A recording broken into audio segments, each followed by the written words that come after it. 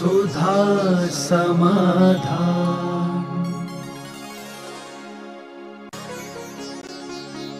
नमोस्तु गुरुदेव। आदिनाथ भगवान के पहले लोग धर्म कैसे करते थे? आदिनाथ भगवान के पहले यहाँ भरत क्षेत्र में क्रिया रूप धर्म नहीं था। सम्यक दर्शन तो था, लेकिन श्रावक धर्म नहीं था। भोग भूमि काल था। लगभग 9 कोड़ा कोड़ी सागर वर्ष तक, बल्कि 9 उस तरफ के 18 कोड़ा कोड़ी सागर वर्ष तक, 9 तो उत्सर्पणी के और 9 अवसर्पणी के, 18 कोड़ा कोड़ी सागर वर्ष तक यहाँ कोई क्रिया रूप धर्म नहीं था। षडावश्यक रूप धर्म नहीं था। षट कर्म रूप कर्म नहीं था। मात्र भोग भूमि थी और पुण्य का फल भोगने वाले जीव जहाँ रहते हैं वहाँ नई कमाई नहीं होती है। पुरानी कमाई इतनी करके आते हैं कि वो मात्र अपने भोगों में, अपने जो उनको पंचेंद्रियों के विषय मिलते हैं उन्हीं विषयों में रह करके 3-3 पल की आयु को व्यतीत कर देते। पूरे जीवनवार कोई काम ही नहीं हुआ। मंदिर जाते नहीं, तीर्थ यात्रा करते नहीं, व्यापार धंधा करते नहीं, खेती किसानी करते नहीं, पर दोनों मियाँ बीवी जिंदगी भर मस्त रहते हैं और मर जाते हैं। दोनों एक साथ जन्मते हैं, दोनों एक साथ रहते हैं और दोनों एक साथ चले जाते हैं। ये काल कोई कम नहीं था। 18 कोड़ा कोड़ी सागर वर्ष तक होना चाहिए। वो भोग भूमि काल। नमोस्तु गुरुदेव। रात्रि भोजन त्याग नियम और भोजन त्याग प्रतिमा में क्या अंतर है? रात्रि भोजन त्याग तो जैन का कुलाचार। सुसागर सूर्य ने अष्टमूल गुणों में रात्रि भोजन को भी रखा है, षटपाहुर टीका में।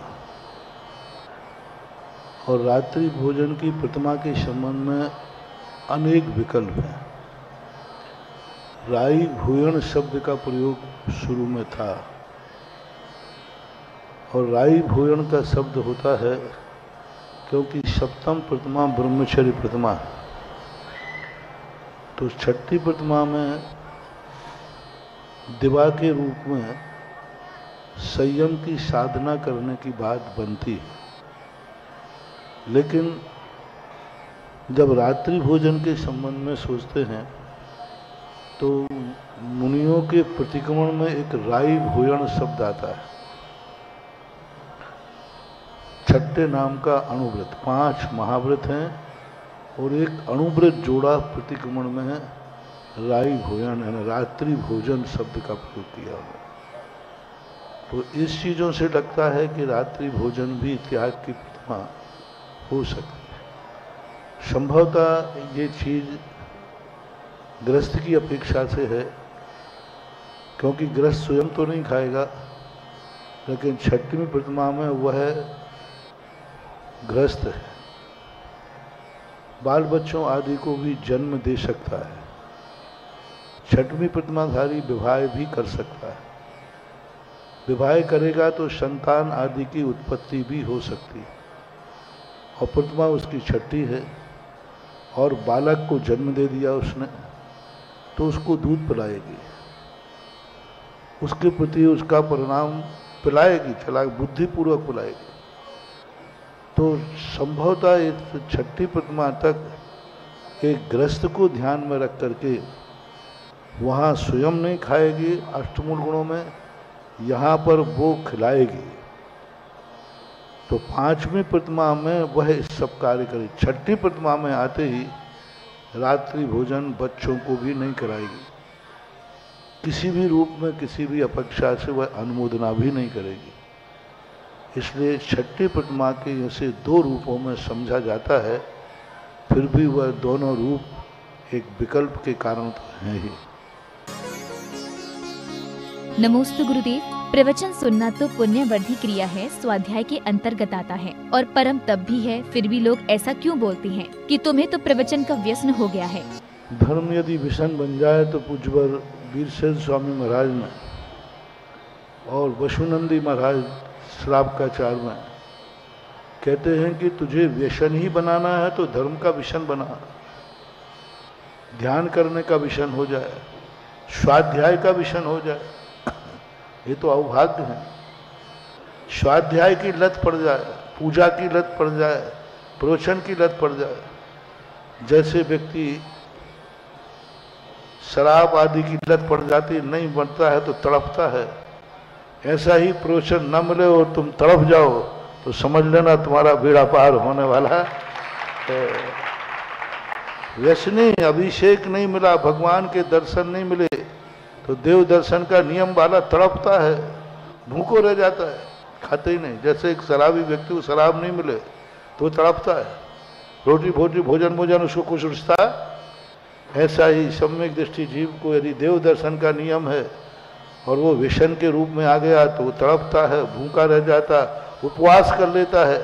भगवान का दर्शन नहीं तो भोजन भी नहीं। ये बहुत अच्छी, जिस व्यक्ति को धर्म की क्रियाओं का विषण लग जाए समझ लेना उससे अच्छा इंसान कौन होगा। आवश्यक कहो विषण कहो एक ही बात, आवश्यक है ये तो होना ही चाहिए, तो ये कोई बुरी बात नहीं है, अच्छी बात है। कोई तुम्हें कहे विषण कि तुम्हें प्रवचन सुनने का विषण हो गया तो तुम अपने आप को धन्यवाद मानना, मेरा जीवन धन्य हो गया। नमोस्तु गुरुदेव। गुरुदेव, आपके प्रवचन सुनकर 6 साल की उम्र में रात में खाना छोड़ दिया है, लेकिन रात में भूख लगती है तो तिली रजरा ले सकते हैं, क्या वह अन्न में आएगा? देखो, मैं हाँ तो कहूंगा नहीं और ना कहूंगा नहीं। ना इसलिए नहीं कहूंगा क्योंकि तुम्हारे अनाज का त्याग है, और हाँ इसलिए नहीं कहूंगा कि मैं तो चाहता हूं कि पानी भी छूट जाए। इसलिए शास्त्रों में छूट की चर्चा नहीं है। शास्त्रों में जितना तुमने त्याग किया है उसके लिए आशीर्वाद, और जितना नहीं त्याग किया है उसके लिए मैं छूट तो मैं तुम्हारी तरफ से नहीं कहूँगा। यदि तुमने अनाज का त्याग किया है तो आप ये ना पूछ करके थोड़ा दूसरे ढंग से पूछते कि मैं खा सकती हूँ कि नहीं, तो उत्तर मिलेगा कि नहीं। और तुम पूछते हो कि तिल और राजगिर अनाज में आते हैं कि नहीं, तो यदि इतना ही पूछते तो उत्तर मिल जाता है नहीं आते। इसका अर्थ क्या हो गया? आगे मत बताना। देखो, अनाज में नहीं आते क्योंकि तिल, ये दो चीजें, काष्ठ और तिल, ये 2 प्रकार की स्थितियां हैं। तो काष्ठ में आते हैं ये राजगिर है, धना है, जीरा है, ये सब काष्ठ रूप में आते हैं। ये अनाज के अंतर्गत नहीं है। धना, जीरा, धनिया, मिर्ची, ये सब अनाज में नहीं है। और एक तिलहन कहलाते, तिल में मूंगफली है, तिल्ली है, ये सब क्या होंगे? ये उसमें आएंगे नहीं, मतलब अनाज में नहीं आएंगे। नमोस्तु गुरुदेव। अनजाने में किसी सांप को कोई चोट लग जाए या मर जाए तो सांप बदला लेगा, ऐसा लोगों का कहना है। ये कहाँ तक सही और गलत है? ऐसा तो नहीं होता है कि अबुद्धिपूर्वक हो जाए तो वो बदला लेगा ही। सांप बदला लेते नहीं है। किसने कहा कि बदला लेते हैं? इतने सांप प्रति वर्ष लोग मारते हैं, वे सारे सांप बदला लेने आ जाए तो मुश्किल पड़ जाए। हाँ, कोई बदला लेने का कोई ऐसी परिणति नहीं होती कि बदला लेते हैं।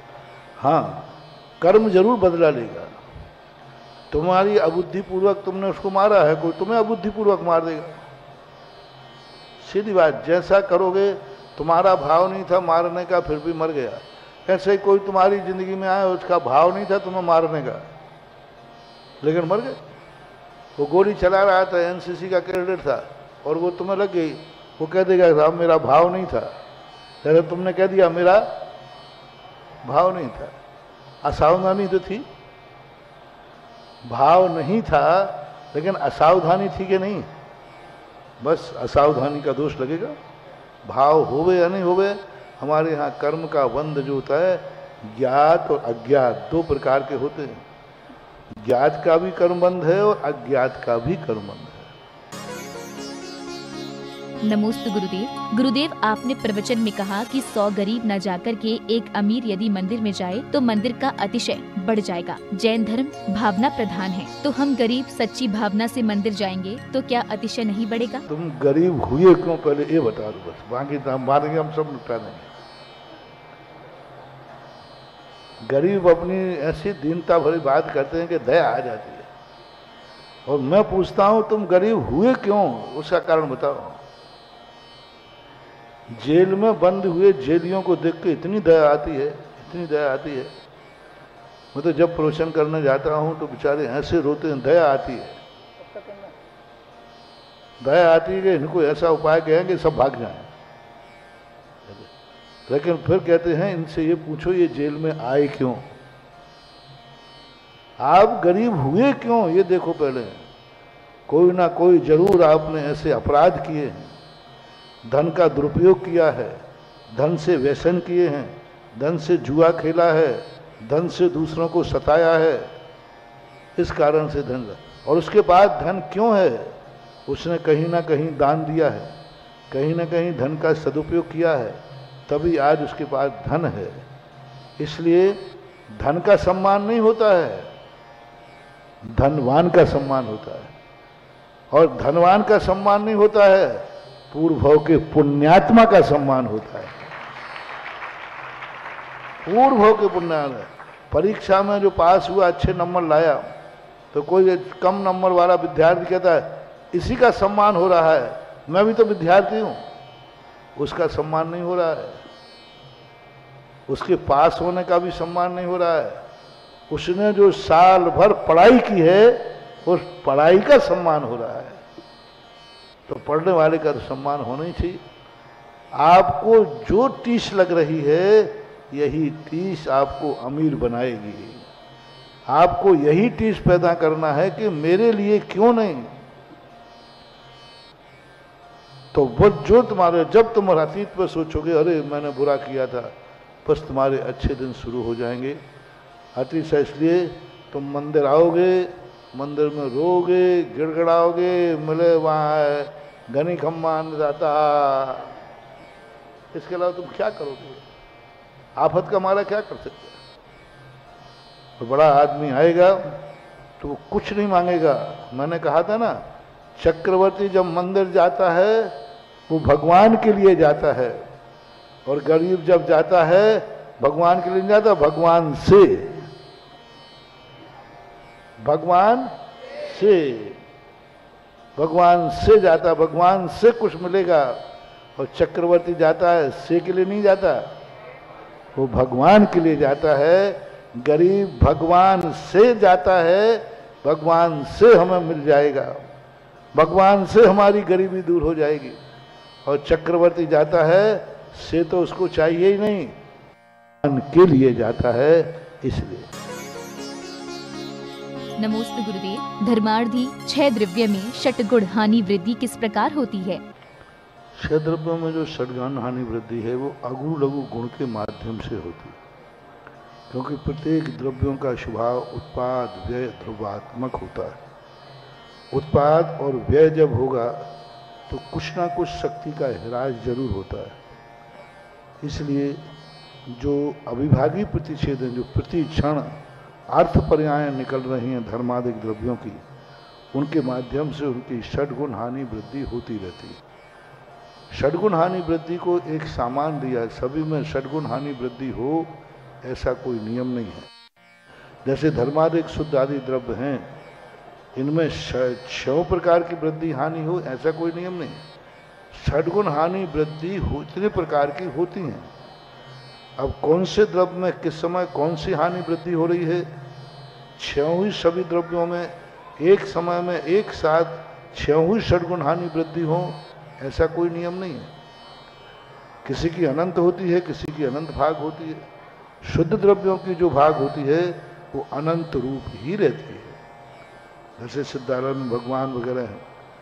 अब परगियों की अपेक्षा जो घटाते हैं वो खींचतान करके घटा देते हैं, लेकिन षटगुण हानि वृद्धि 2 स्थानों के लिए कही जाती है। एक तो द्रव्य की अर्थ पर्याय के लिए षटगुण हानि वृद्धि है, वहाँ अगुरु लघु गुण के माध्यम से होता है। और एक षड्गुण हानि वृद्धि कर्मों में लगती है। कर्म के बंध में, कर्म के संक्रमण में, कर्म की निर्जरा में, कर्म की सत्ता में, कर्म के उदय में, इनमें षड्गुण हानि वृद्धि का निर्णय किया जाता है, ऐसा मानना चाहिए। नमोस्तु गुरुदेव। अवधि ज्ञानी मुनिराज को पिच्छी कमंडल की आवश्यकता नहीं होती और प्रथमानुयोग में पढ़ते हैं कि इतने सारे राजाओं के साथ इतने सारे लोग दीक्षा लेते हैं, तो उनके पिच्छी कमंडल कहाँ से आती हैं? पहली बात तो अवधि ज्ञान के ज्ञानी के लिए पिच्छी कमंडल की जरूरत नहीं है, ऐसा आगम का उल्लेख नहीं। अवधि ज्ञानी से पिच्छी कमंडल निषेध कर ही नहीं सकते। अवधि ज्ञान अलग है और चरणानुयोग अलग है, क्योंकि वो चलते समय 24 घंटे अवधि ज्ञान लेके थोड़ी चलेंगे। और अवधि ज्ञान में भी एक अंतर मुहूर्त की अवगाहना है, उसके बाद बीच में मति शुद्ध ज्ञान आएगा, उस समय जीवों की विराधना होती। इसलिए आगम में ऐसा कोई उल्लेख नहीं है। कहीं यदि आपने पढ़ा हो तो उसका रेफरेंस बताइए, कौन से ग्रंथ में कहाँ आया है, उसको देखा जा सकता है। नहीं, रेफरेंस नहीं दिया तो गलत है, और रेफरेंस दिया है तो उस रेफरेंस को आप देखें भाव पहाड़ में, तो ऐसा कोई प्रसंग तो नहीं कहीं, ऐसा मेरे लिए देखने में कहीं आया नहीं। अब भाव पहाड़ में सुर सागर सूरी महाराज ने टीका में लिखा हो तो बात अलग है, मूल कुंद कुंद स्वामी के भाव पहाड़ में तो नहीं। वे सब राजा जंगल में रहते थे और जंगल में इतनी मोरें रहती थी, वे एक एक महाराज को एक एक पिछी दे देते थे। पिछी बदलाहट कुछ नहीं करना, 10-25 पंख मिल गए, पिछी हो गई। और प्रतिदिन शौच को जाते थे, विहार करते थे, जंगलों में रहते थे, तो पुराना पंख तोड़ा, नया लगा लिया, बस खत्म बात हो गई। रोज को पिछी बदलती थी, रोज प्रतिदिन, क्योंकि पुराने पंख टूट गया, निकाल दिया, नया पंख वहां पड़ा हुआ मिल गया, उठा लिया। पंखों उठाने में चोरी का दोष नहीं है, क्योंकि वो किसी के स्वामित्व की वस्तु नहीं है, और मयूर से ली नहीं है, मयूर ने तो छोड़ दी है। इसलिए जंगलों में तुमड़ी के कमंडल और पिछी मयूरों की खूब पग पग पर मिलते थे। पूरे संसार में मयूरों की कमी नहीं थी। नमोस्तु गुरुदेव। अनंतानुबंधी कषाय की विसंयोजना किस प्रकार की होती है? अनंतानुबंधी की विसंयोजना जब व्यक्ति द्वितीयोपशम सम्यक दर्शन प्राप्त करता है अथवा छायक सम्यक दर्शन प्राप्त करता है, तब तो अनंतानुबंधी कषाय के द्रव्य को अन्न कषाय के रूप में परिणत कर देता है। अपने संपूर्ण द्रव्यों को, जितना भी अनंत, वो सब उसमें, क्योंकि इन दोनों अनंतानुबंधी की सत्ता बनी रहेगी तो छायक सम्यक दर्शन नहीं होगा। छायक सम्यक दर्शन प्रत्याख्यान अप्रत्याख्यान संजुनन की सत्ता में होता है, छायक सम्यक कषाय से रहित नहीं है। 3 चौकड़ी अभी उसके पास हैं, लेकिन अनंतानुबंधी की चौकड़ी यदि सत्ता में है तो वो छायक सम्यक दर्शन प्राप्त नहीं कर सकता। इन 2 प्रसंगों में अनंतानुबंधी की विसंयोजना होती है, ऐसा मानना है। सुधा समाधान